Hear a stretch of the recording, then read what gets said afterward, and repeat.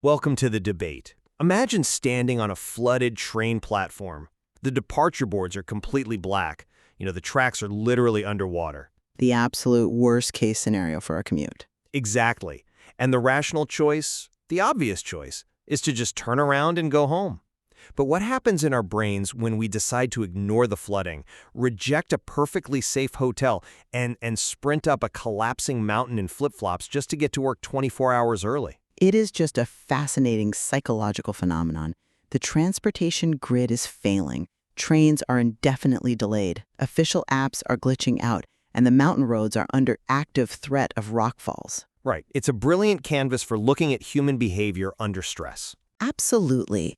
Because when our best-laid plans collapse around us, you have to ask, is the ensuing scramble a display of rational adaptive problem-solving, or, is it an irrational escalation of commitment driven entirely by adrenaline and the sunk cost fallacy? Today, we're diving deep into a highly detailed first-hand account of a commuter trying to reach his job on Mount Alishan during a severe Taiwanese rainstorm. It really is the ultimate stress test of human cognition. And I take the position that this commuter's actions are, an absolute masterclass in dynamic, rational risk assessment. A masterclass? Wow. Yes, a masterclass. Because despite the collapsing infrastructure around him, his mind remains highly organized. He represents the triumph of analytical problem-solving over environmental chaos. I look at the exact same sequence of events and I see a portrait of sheer human stubbornness. Stubbornness? Complete stubbornness. I interpret his behavior as a classic case of emotional adrenaline-fueled risk-taking that he is just rationalizing post hoc. There is immense tactical brilliance here, I will grant you that. Thank you. But it is entirely utilized to mask a strategically flawed escalation of commitment to a failing plan. Well, before we get into the flooded tracks, let me lay out why I view this as an exertion of pure System 2 thinking. Daniel Kahneman talks about System 1 as our fast, emotional, instinctive brain. Right, the whole thinking fast and slow concept. Exactly. And System 2 is the slow, deliberate, logical part. And System 2 requires immense energetic effort to engage, especially in a crisis. But despite the immense pressure of the storm, this commuter never stops gathering and processing data. He gathers data, sure, but... Wait. Let me just give the timeline here. He arrives at Tainan Station at 9 a.m. for a 9:09 express train, only to find the marquees completely blank. Now, instead of defaulting to System 1 panic, he monitors. He calculates buffer times between a delayed 9:47 local train and his crucial 11:10 a.m. bus connection up the mountain in Chiai. He even, and this is brilliant, he has the presence of mind to ask the train conductor which door will open closest to the Chiai station exit to shave literal seconds off his transit time. Yeah, the door trick is clever, I'll admit. Right? This isn't a man in a panic state. This is cold, calculated mitigation. But what is he actually mitigating? That is the core issue here. He is mitigating a disaster of his own choosing. His journey is completely defined by the sunk cost fallacy. I wouldn't say completely. Oh, it really is. And the sunk cost fallacy isn't just a business term, right? Neurologically, our brains register the loss of invested energy like getting up early, packing a bag, committing to a specific route as acute psychological pain. Sure, nobody likes wasting effort. Exactly. So we will gamble disproportionate amounts of future energy and safety just to avoid realizing that initial loss. Look at the systemic red flags he actively ignores at the very beginning. The marquees at Tainan are blank. Station staff are on megaphones announcing indefinite delays due to flooded tracks. But that's just a lack of information, not necessarily a red flag. A lack of information during a severe rainstorm is a huge red flag. The official booking app fails to show his faster train because it was flat out canceled. These are massive, flashing red lights telling him to abort. I completely disagree with that interpretation. But wait. Furthermore, when he finally misses his connection in Chiai, he rejects a perfectly viable, safe alternative. He could have just stayed in a hotel and used 1 hour of leave the next morning. Well, we'll get to Chiai in a second, but let's stick to Tainan for a moment. You call it ignoring red flags. I call it exercising extreme patience and avoiding the herd mentality. Herd mentality? Yes, which is incredibly difficult to do when your primate brain is screaming at you to follow the crowd. Look at what actually happens during that initial delay at Tainan Station. When the marquee goes dark, he watches 90% of the other passengers immediately pull out their phones, panic, and start trying to form groups to pay like 2,000 to 3,000 NTD for private cabs. Which, given the weather, wasn't the worst idea for some of them. But our commuter considers it, evaluates the cost-to-benefit ratio, and then steps back. He waits for clarity. He even buys a roasted sweet potato to maintain his composure and his blood sugar. He refuses to act until the data comes back online. Okay, look, waiting for a marquee to reboot while holding a sweet potato isn't some Zen masterclass in patience. It is literally fueling his brain for System 2 thinking. It's a distraction mechanism because he was wandering around the station looking for snacks. He nearly missed the reality that his express train was canceled entirely.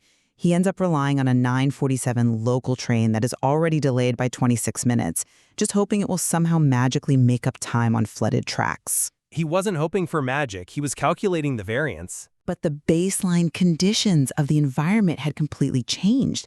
The tracks are literally underwater.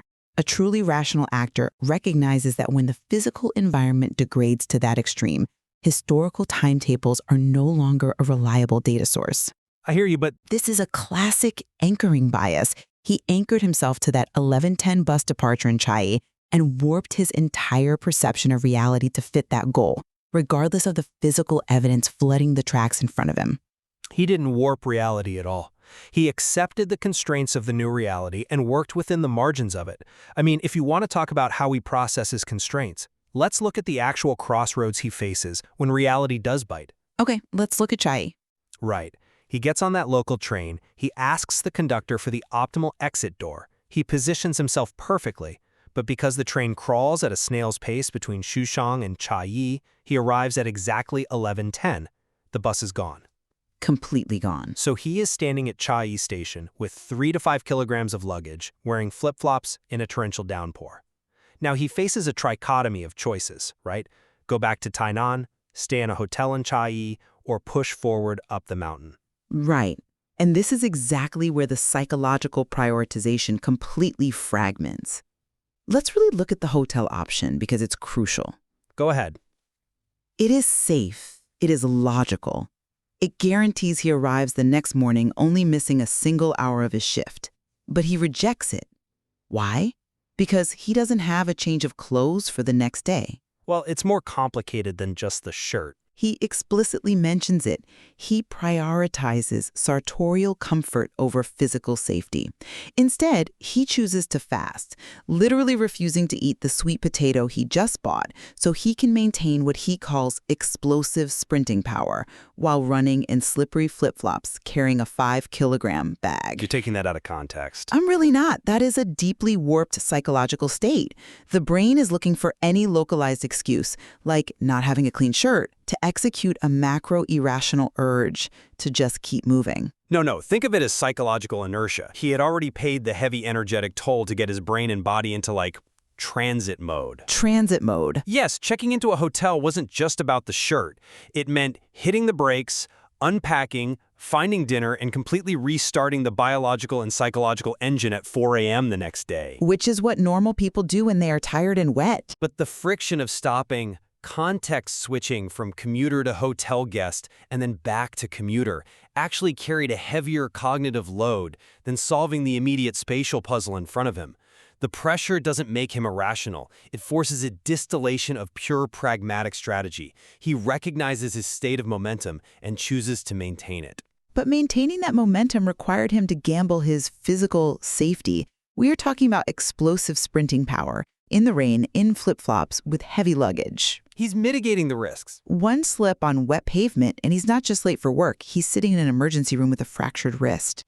If you've ever refused to turn around on a road trip when you're hopelessly lost just because you feel like the destination has to be around the next corner, you've experienced a mild version of what is happening to him in Chiayi.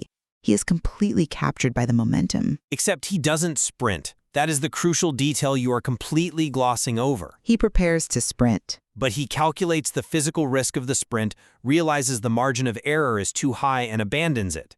He realizes the bus is definitively gone from the station, so he takes a breath and pivots to a completely different asset, a local taxi. And his cognitive processing here is nothing short of brilliant. I mean, I'll admit the logistics are interesting. They're amazing. He knows a private cab all the way up Mountain Alishan costs around 3,000 NTD, which is highly inefficient. Instead, he hires a station taxi for a microchase, banking on intercepting the 7322C bus further down the route. Okay, let's dissect this taxi chase.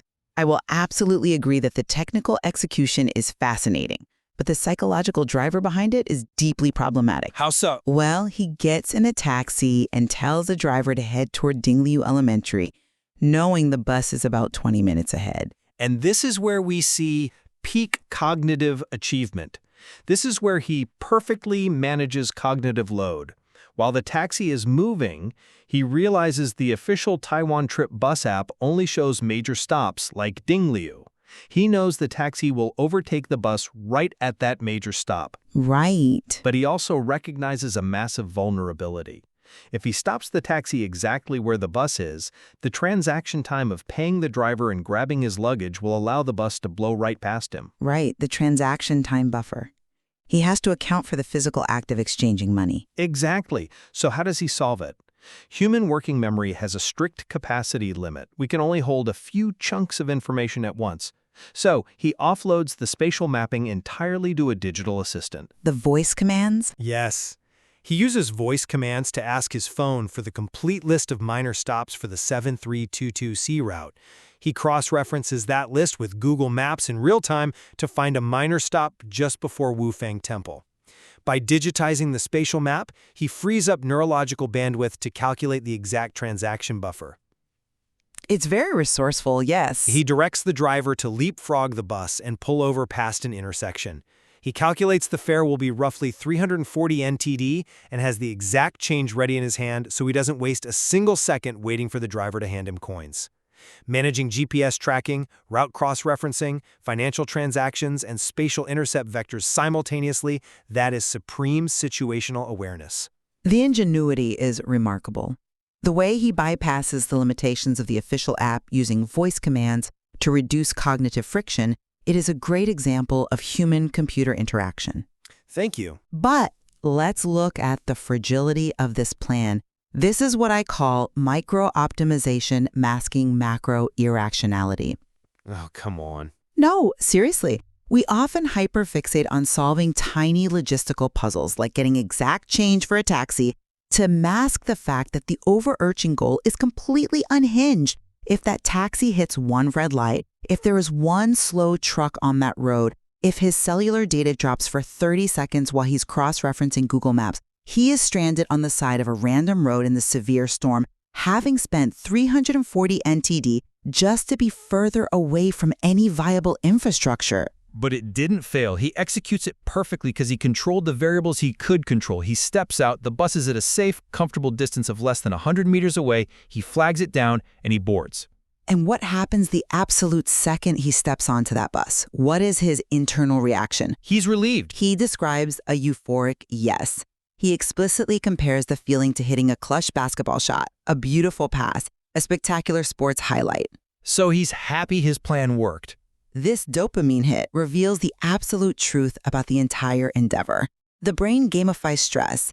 When we are caught in a sunk cost spiral, the brain creates artificial stakes, like a game-winning buzzer beater, to flood the system with dopamine and stave off the cortisol of actual panic. That's a huge leap to say he's just staving off the panic. Is it? The entire chase was essentially an adrenaline-fueled thrill-seek masquerading as a logistics puzzle. The fact that he felt like he just won a basketball game means he was treating his commute like a game, rather than treating a hazardous weather situation with the gravity it deserved. I just don't agree that feeling a sense of victory invalidates the rationality of the plan. The dopamine hit is an evolutionary reward for successful problem solving.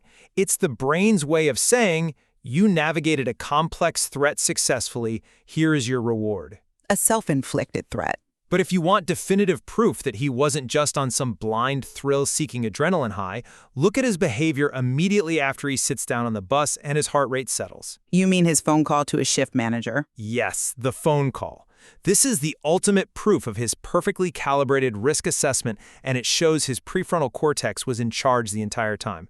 He has just won the game, as you put it. He caught the bus. Barely. An irrational, adrenaline-drunk person would call their boss right then and say, "I made it, I'm on the bus, I beat the storm, see you tomorrow." But he doesn't do that. He actively refuses to tell the station master he will definitely arrive. Right, because he knows the mountain is literally falling apart. Because he possesses intense geographical awareness. He knows the heavy rain often causes rock falls past the Shizuo rest stop, which is, about 2/3 of the way up the mountain. Yeah, it's a known hazard zone. Right. He knows that if there is a rock fall, the bus will terminate early at Shizuo, and the driver will kick the passengers off, leaving them stranded in the cold. He is fully aware that the environment still holds a veto over his plans. He never lost sight of the actual danger. Okay, but So he only reports his definitive status after the bus safely passes Shizuo. This proves his risk assessment was coldly, objectively calibrated the entire time. it's fascinating how two people can look at the exact same phone call and see complete opposites. How do you see it? You see cold calibration. I see the adrenaline finally wearing off. When an adrenaline high breaks, the parasympathetic nervous system kicks in, and that cognitive tunnel vision collapses. Reality finally enters. He was aware of reality the whole time. Yes, he is cautious at Shizuo, but that caution actually highlights the absurdity of his earlier rush. He risked slipping, injury, and stranded finances to rush up a mountain that, as he admits, was in danger of collapsing due to landslides. He forced himself onto a bus that he knew had a high probability of stranding him at a high-altitude rest stop in a severe storm. But he did it to fulfill a professional obligation without losing a day's trajectory. But he wasn't even scheduled for the early morning shift. His early shift had been officially canceled due to the rain. He was traveling a day early purely out of habit. He was getting ahead of the weather. He subjected himself to a massive cognitive and physical load to arrive 24 hours early for a shift, battling flooded tracks and landslide warnings. When he finally sits on the bus and refuses to guarantee his arrival, that is reality finally penetrating his psychological armor. The game is over, the dopamine is fading, and he's looking out the window at the mud sliding down the mountain, realizing he just put his life at the mercy of the elements just to avoid wearing the same shirt 2 days in a row at a Chai hotel. That is an incredibly cynical reading of a highly dedicated professional who simply refused to let a failing infrastructure dictate his schedule. It's a realistic reading. Let's synthesize where we stand on this, because it really comes down to how we view human adaptability under pressure. I view this narrative as a profound example of cognitive resilience. This commuter represents the triumph of analytical problem solving. He used app-based resourcefulness, spatial reasoning, and real-time financial calculus to overcome cascading failures in the physical environment. Which is impressive on a technical level. It is. He proved that even when the macro systems, the trains, the official apps, the weather, fail, human ingenuity at the micro level can bridge the gap. And I maintain that this is a brilliant, highly detailed portrait of human stubbornness. It shows exactly how our brains can weaponize tactical brilliance to serve a strategically flawed, emotionally driven escalation of commitment. Weaponize brilliance. That's a phrase. It's true, he solved the micro problems flawlessly, yes, but he used those micro solutions to blind himself to the macro danger of the environment. Well, we certainly agree on his technical ingenuity, his real-time processing speed, specifically the way he bypassed the limitations of the official transit app by using voice commands to query Google Maps for the microstops, is genuinely remarkable. Oh, completely. It perfectly illustrates how we can expand our working memory by offloading data to digital tools. Absolutely. It highlights a fascinating interaction between human working memory and modern technology. He offloaded the spatial mapping to the tech so he could focus his neurological bandwidth entirely on the financial transaction and the timing of the intercept. It's brilliant. I just wish he had used that exact same brilliance to check into a warm hotel. It really is amazing how deeply analyzing a seemingly mundane daily commute can reveal such profound complexities about the human brain. We see the mechanics of how we process sunk costs, how the friction of context switching influences our choices, and how desperately we cling to the illusion of control by, as you said, gamifying the crisis. There's definitely a lot to unpack. The source material offers endless layers for understanding everyday human psychology. It really does. It makes you wonder what kind of micro-calculations and hidden sunk cost fallacies you're engaging in every morning just to get to the office. I know. I'll be questioning my own choices the next time it rains. Right. It brings us right back to that idea of psychological inertia. When your plans fail and the friction of stopping feels heavier than the danger of pushing forward, do you trust the lightning-fast calculations of your own mind to thread the needle? Or do you recognize that the urge to keep moving might just be the vertigo of adrenaline? We will leave that for you to decide the next time you find yourself rushing against the clock.